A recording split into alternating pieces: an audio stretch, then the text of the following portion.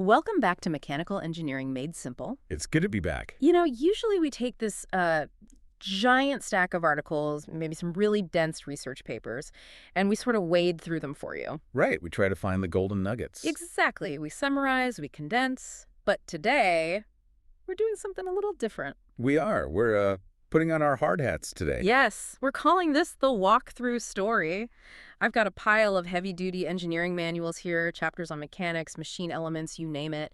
And instead of just reading them like a textbook, we're going to use them to build something. A mental build. A mental build from scratch. We're going to take all those popular online questions, how do gears work, why do springs break, and answer them by actually designing a machine in our heads. I like this. It's all about practical application. We're not just memorizing formulas. We're trying to solve a real problem. Which is what engineering is, right? It is. It's not just the math. It's decision-making under pressure. Okay, so let's set the scene. Imagine we're in a workshop. You can smell the grease, you can hear the hum. We have a big electric motor on one side and on the other a load. Let's say it's a heavy conveyor belt. Okay. Before we even pick up a wrench, you're saying we have to stop and think about the invisible stuff. You have to know the rules of the road. You can't build anything, whether it's a conveyor belt or a tiny toggle switch, without starting with engineering mechanics. All right, so let's unpack that. Where does an engineer actually start? What's the very first concept? Well, it really starts with defining the state of the object. Is it moving or is it staying still? And that gives us our two main branches, statics and dynamics. Okay, static sounds like stationary, so I'm guessing that means things that don't move. That's the general idea, but it's a bit more nuanced. Statics is about bodies in equilibrium. Equilibrium. So that means they're either completely at rest, like a bridge holding up traffic, or they're moving at a perfectly uniform motion. The key is that all the forces balance out to zero. And Dynamics is the Wild West. That's for bodies that are not in equilibrium. They're accelerating. The forces are unbalanced. Got it. And to understand either of those, you had to speak the language of scalars and vectors. Okay, I remember this from high school physics, but let's be honest, I've probably forgotten most of it. So give us the refresh. A scalar is easy. It's a quantity that just has magnitude, a number. Like, time or volume. Exactly. Time, volume, density. If I say 5 gallons of gas, that's a scalar. It doesn't point anywhere. You can't have 5 gallons north. Right. But a vector. A vector has two properties, have magnitude and direction. Force is the classic vector. Velocity is another one. So it actually matters which way you're pushing. It matters immensely. Pushing a car north is a very different outcome than pushing it south, even if the amount of push is identical.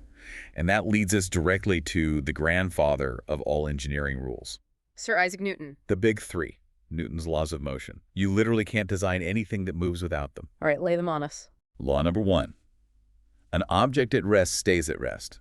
An object in motion stays in motion, unless you mess with it, unless an unbalanced force acts on it. So things are lazy. They keep doing what they're doing. That's inertia, the resistance to change.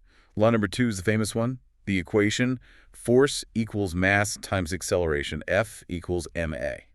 That's how we figure out how big of an engine we need? Precisely. And the third one is that for every action, there's an equal and opposite reaction. You push on the wall pushes back. Exactly. If it didn't, your hand would go right through it. Okay, now here's where things get weird, especially for anyone who didn't grow up with the metric system. The source material has this whole units debate. Oh, the units debate, a source of endless headaches. In the metric system, SI, it feels so clean. You have kilograms for mass, newtons for force. Simple. It is.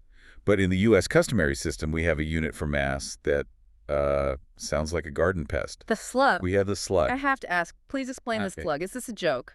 It is not a joke, I promise. See, most people confuse mass and weight. They use them interchangeably. Sure. But they're very different. Mass is the measure of inertia, how much stuff is in an object. Weight is just the force of gravity pulling on that mass. Okay, that makes sense. So in the U.S. system, if you're talking about inertia, you're talking about slugs. If you're talking about the force of gravity, you're talking about pounds. So if I buy a 5-pound bag of sugar, I'm buying weight. You're buying the force that gravity is exerting on that sugar, yes. But if you took that bag to the moon, it would weigh less. In deep space, it would weigh 0. But it would still have the same mass. It would still have the same number of slugs. And if you threw it at something in space, the damage it does is all about its mass, its slugs. I love that. Officer, I didn't hit him with 5 pounds. I hit him with 0.15 slugs. Good luck with that argument. All right, so we've got our rules. We know about vectors, inertia, and even slugs. Let's go back to the workshop. Mm. Motor on the floor, 10 feet away, a big fan we need to spin. How do we get the power from A to B? Right, power transmission. Yeah. You basically have three main options in your toolkit: belts, chains, or shafts. Let's start with belts. The manuals talk a lot about V-belts. Why V? And because of the cross-section. It's shaped like a trapezoid or a V, Yeah. and this is crucial. It wedges itself into a pulley, or what we call a sheave. Why is the wedge shape so important? Why not just a flat belt? It's all about friction multiplication. A flat belt just sits on top. Pull it hard enough and it'll slip. But a V-belt, when you apply tension, it pulls itself deeper into the groove. It wedges in. Ah, so it grips the sides. And that creates way more friction, letting you transmit more power without slipping. But the critical thing for any designer, and this is a huge trap for beginners, is you can't just look at horsepower. You have to consider the service factor. What does that mean? Service factor. It means you have to ask, how is this machine actually used? Are you running a little desk fan for maybe 3 hours a day? Or are you running a rock crusher 24/7? I'm guessing the rock crusher needs a much beefier belt, even for the same size motor. Much beefier. The service factor is a multiplier. If you design for intermittent duty but run it continuously, that belt will overheat, stretch, and snap in a week. You've also got to worry about tension, right? The notes mentioned a tight side and a slack side. Yep. Think of a bicycle chain. When you pedal, the top is tight and the bottom loop is loose. Belts do the same thing. You need that difference in tension to create grip. Okay, so belts rely on friction, which means they can slip. What if I can't have any slip? What if I'm running a printing press and everything has to be perfectly timed? Then you graduate to chains.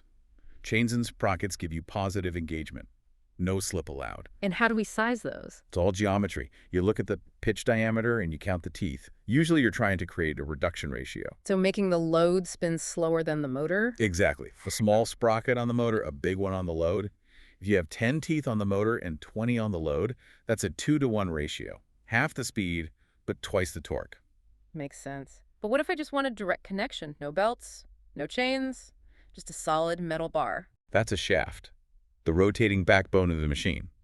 But shafts have a hidden enemy, a ghost in the machine. Which is? Critical speed. That sounds bad. It is. Every object has a natural frequency, a speed at which it wants to vibrate, like a guitar string. Okay. If you spin a shaft at a speed that matches that natural frequency, you hit resonance. The vibrations amplify. The shaft starts to whip around like a jump rope. And that's not good for the bearings. It destroys them. It can literally vibrate the whole machine to pieces.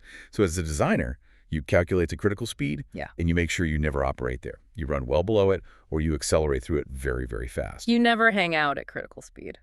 Never. One more shaft problem. They never line up perfectly, right? The motor might be an inch lower than the fan. Misalignment, yeah. For that, we use universal joints, or U-joints. You see them under trucks. But the manuals warn us. They aren't magic. They have limits. Specific torque ratings and angle limitations. You can't just bend them 90 degrees. Okay, so we've connected our motor to the load. But if I just flip the switch, the motor goes from 0 to full speed instantly. That sudden jerk is going to snap something. It absolutely will. You need to manage the inertia. The slug returns. Well, this is rotational inertia. The texts call it WR squared. WR squared. Break that down. W is the weight. R is the radius of gyration, which is basically how far out that weight is from the center of rotation. And the key thing is, it's not just about how heavy the thing is, it's about where that weight is located. Give me an example. Okay, imagine two flywheels. Both weigh 10 pounds. One is a solid disc. The other is like a bicycle wheel with all the weight out on the rim. Got it. The bicycle wheel has a much, much higher WR squared. All that weight is far from the center. It's much harder to start spinning and much harder to stop. Like a figure skater pulling their arms in. Exactly. So to manage that startup, to get that heavy flywheel moving without breaking the shaft, we need a clutch. Which lets us engage the power gradually. The notes talk about cone clutches and magnetic clutches. Right, different ways to do it. But for any clutch, the biggest design factor, the thing that kills them, is heat. Heat. Think about it. When you're slipping the clutch to get a heavy load moving, you're converting all that kinetic energy from the motor into friction. And friction is heat. Like rubbing your hands together, but with steel plates. Exactly. If you cycle that clutch too fast, start, stop, start, stop. You generate heat faster than the clutch can get rid of it. And you cook it. You bring it out. The surfaces glaze over and it stops working. The expert rule here is the heat to be dissipated must be compared to the capacity of the unit. You have to calculate the energy rate. So for our machine, we need to know how often the operator is going to hit the on button. Yes, engineering is always about the context of use. Okay, let's move to the muscle. We've got movement, but maybe we need to multiply our force, lift something really heavy. Then you're talking about gears and power screws. I love gears. They're Yeah. just so cool to look at. But the text gets into some really specific geometry. It talks about the line of action. It sounds like an action movie title, doesn't it? It really does. Coming this summer, line of action. In reality, it's an invisible line. When two gear teeth touch, the force pushes along a very specific path. That path is called the line of action. Why does that line matter so much? Because if the gears are designed right, the contact point slides smoothly along that line, which ensures constant speed. If the geometry is off, the gears will grind and vibrate. The books list a few types. You have spur gears, the simple flat ones, then worm gears. Worm gears are amazing. It looks like a screw turning a gear. They give you this massive reduction in speed, but with a distinct sliding action. They generate a lot of heat. And what if we need to push something in a straight line, like a car jack? Then you use a power screw. You convert rotation into linear push. The thing that stood out to me here was the balance of friction. It's a very delicate trade-off. Think about that car jack. When you stop turning the handle, what do you want the car to do? I want it to stay up. I do not want the car's weight to spin the handle backward and come crashing down. Exactly. That's called self-locking, and it requires a certain amount of friction in the threads. But if you have too much friction, it becomes incredibly hard to turn the handle in the first place. So you need enough friction to be safe, but not so much that it's impossible to use. Engineering is always a trade-off. All right, our machine moves, it lifts. But now we need it to return to its start position, or maybe absorb a shock. We need springs. The unsung heroes of machinery. Compression, extension, torsion, even Belleville washers. Belleville washers are those little warped donut things, right? That's a good way to describe them. Conical shells. You can stack them up to handle massive loads in very small spaces. The real aha moment for me in this section was about handedness. Oh, this is so critical, especially for torsion springs, the kind that twist, like on a clothespin. Does it really matter which way it's wound, clockwise or counterclockwise? It matters immensely. You have to design the spring so that the load winds it tighter. You want the coils to close down on themselves. What happens if I design it backward, if the load pushes against the wind? The spring opens up. The Mm. diameter of the coil actually gets bigger. That's bad. It's catastrophic if that spring is on a shaft. The diameter grows until it binds against the shaft or the housing. The machine seizes. It can snap the spring. So right hand versus left hand isn't just a preference. It is life or death for the machine. Mhm. And speaking of spring death, we have to talk about electroplating. Ah, yes. The scary story. Hydrogen embrittlement, the silent killer. So I make a spring. It's strong, but it's just plain steel. I want it to be shiny and resist rust. So I get it plated with zinc or chrome. During that chemical plating process, tiny hydrogen atoms can sneak into the steel. They get trapped inside the crystal lattice. And what do they do in there? They create immense internal pressure. They make the steel brittle. Like glass, the spring looks perfect, you install it, and then under a totally normal load, snap, it just breaks. No warning. Is there a cure for this? Baking. You have to put the springs in an oven right after plating. Yeah. The heat drives the hydrogen out. If you skip that step, you've got a ticking time bomb. Wow. That brings us perfectly to our final segment. We're calling this one CSI Engineering. Forensics and failure. The source text has this great detective story. A company had a batch of 5,000 springs fail.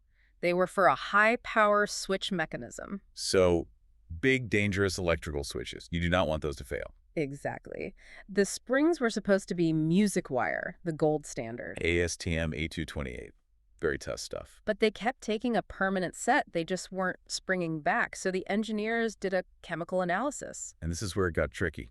Chemically, music wire and a lower grade material, oil-tempered steel, are almost identical. Same carbon, same manganese. The chemistry was a dead end. So how did they solve it? They had to go deeper. Microscopic analysis. They cut a sample, polished it, and put it under a microscope at 100 to 400 times magnification. And what did they see? The grain structure. Oil-tempered steel looks martensitic. It has a needle-like crystal structure from being heat-treated, but music wire gets its strength from being cold-drawn through die. It's stretched. Right. And that stretching gives it a cold work structure. Under the scope, you see long, fibrous grains. The microscope revealed the truth. The manufacturer had used the wrong stuff. Exactly. It looked the same, weighed the same, chemically it was the same. But structurally, it couldn't handle the stress. A 5,000-piece recall. That is a very costly mistake. And a dangerous one. It just shows you that engineers have to understand materials on a microscopic level, not just the dimensions on a drawing. So let's recap our journey. We actually built a machine in our heads. We started with Newton's laws, all that invisible stuff. Then we built a drive system, selecting belts based on the service factor, and making sure our shafts avoided that deadly critical speed. We controlled it with clutches, making sure we didn't burn them out. We multiplied force with gears and screws, respecting that invisible line of action. And we reset the whole thing with springs, being super careful to wind them the right way and bake out that hydrogen so they don't snap. And finally, we learned that when things break, sometimes you need a microscope to find out why. It really shows that a machine isn't just a collection of parts. It's a collection of physics decisions. That's a great way to put it. The math can get complex, calculating torque and stress and inertia. But the goal of all that math is really very simple. What's that? Reliability. Yeah. And safety. We do the math so that when you flip the switch, the machine does its job and nobody gets hurt. That's the whole point. That's the essence of engineering. And hey, speaking of solving problems, here's a thought to leave you with. We talked about hydrogen hiding inside steel. It makes you wonder, what other invisible flaws are hiding in the things we use every day, just waiting for the right conditions to pop up? It's enough to make you want to carry a microscope everywhere. Or at least bake your springs. Exactly. Well, that wraps up our mental build for today. If you haven't already, get over to our YouTube channel, Mechanical Engineering Made Simple, where we post hands-on how-to videos, visual breakdowns, and practical engineering walkthroughs you can actually use. A family that solves together stays together.